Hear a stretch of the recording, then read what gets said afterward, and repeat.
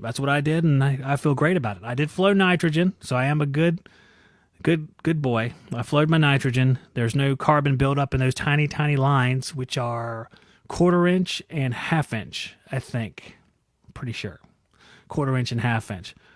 So you usually get pretty small lines, so it's more important to flow nitrogen because of the size of the copper, although it's going to take a lot of carbon to clog up a 1/4 inch line, I think.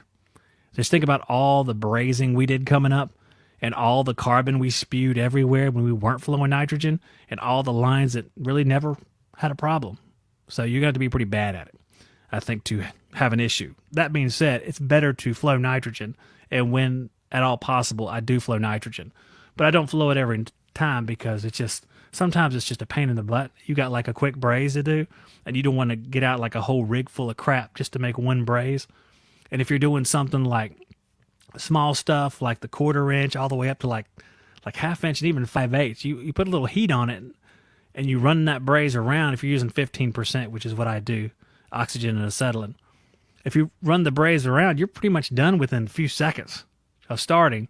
So adding another bottle to it and hose hookup, and my nitrogen little flow meter broke like 4 years ago, so I just kind of had to crack the hose a little bit. So instead of flowing 1 to 2 psi, I'm flowing like 12 psi.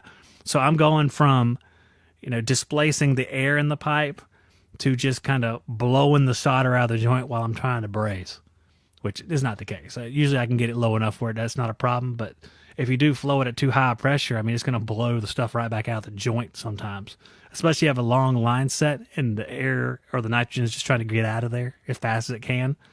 The easiest spot might be your joint.